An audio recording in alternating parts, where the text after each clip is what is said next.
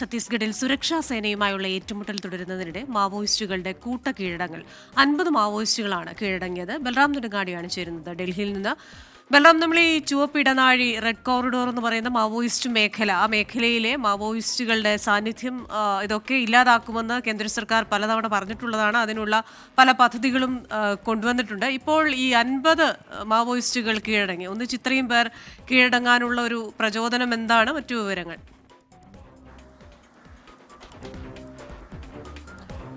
Christina, അടുത്ത വർഷം March 21 മുമ്പായി രാജ്യത്തു നിന്നും മാവോയിസ്റ്റുകളെ തുടച്ചു നീക്കുമെന്നാണ് ആഭ്യന്തരമന്ത്രി അമിത്ഷാ പ്രഖ്യാപിച്ചിരിക്കുന്നത്. ദണ്ഡകാരണ്യ മേഖലയിൽ നിലവിൽ ഛത്തീസ്ഗഡ്, ജാർഖണ്ഡ് എന്നീ സംസ്ഥാനങ്ങളിലാണ് കൂടുതലായി മാവോയിസ്റ്റ് സാന്നിധ്യം റിപ്പോർട്ട് ചെയ്യപ്പെട്ടിരിക്കുന്നത്. ഈ രണ്ട് സംസ്ഥാനങ്ങളിലും ശക്തമായ ഏറ്റുമുട്ടലുകൾ നടക്കുന്നു. സുരക്ഷാ സേനയുടെ വ്യാപക തിരച്ചിൽ നടക്കുന്നുണ്ട്. അതിനിടെയാണ് ഛത്തീസ്ഗഡിലെ ബിജാപൂരിൽ ഇന്ന് 50 മാവോയിസ്റ്റുകൾ കീഴടങ്ങിയിരിക്കുന്നത്. പ്രധാനമന്ത്രി നരേന്ദ്രമോദി ഇന്ന് ഛത്തീസ്ഗഡ് സന്ദർശിക്കാൻ ാണ്.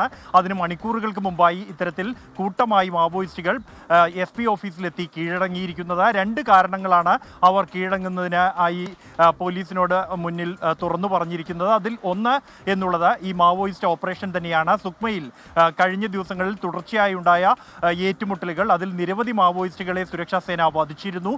ഇതോടൊപ്പം തന്നെ ആഭ്യന്തരമായുണ്ടായ ആശയഭിന്നതയും ഈ കീഴടങ്ങലിന് കാരണമായി എന്നാണ് കീഴടങ്ങിയ മാവോയിസ്റ്റുകൾ പോലീസിന് മുന്നിൽ അറിയിച്ചിരിക്കുന്നത്. CRPFന്റെയും പോലീസിന്റെയും സംയുക്ത നേതൃ സംഘത്തിന് മുന്നിലാണ് ഈ മാവോയിസ്റ്റുകൾ കീഴടങ്ങിയിരിക്കുന്നത്. ഒപ്പം തന്നെ ഈ കീഴടങ്ങിയ 50 പേരിൽ 14ഓളം പേർക്ക് തലയ്ക്ക് സർക്കാർ വിലയിട്ടിരുന്നു. ഏതാണ്ട് ഇവർ 14 പേർക്കുമായി 68 ലക്ഷം രൂപയോളം തലയ്ക്ക് വിലയിട്ടിരുന്ന മാവോയിസ്റ്റുകളും കീഴടങ്ങിയവരിൽ ഉൾപ്പെടുന്നുണ്ട്. അതേസമയം മറ്റ് ഇടങ്ങളിൽ, പ്രത്യേകിച്ച് സുഗ്മ അടക്കമുള്ള ഇടങ്ങളിൽ ഇപ്പോഴും മാവോയിസ്റ്റുകൾക്ക് വേണ്ടിയുള്ള തെരച്ചിൽ ഊർജിതമായി പുരോഗമിക്കുകയാണ്. ക്രിസ്റ്റീന. ശരി, ബൽറാം നെടുങ്ങാടിയാണ് വാർത്തയുടെ വിശദാംശങ്ങളുമായി ഡൽഹിയിൽ നിന്ന് ചേർന്നത്.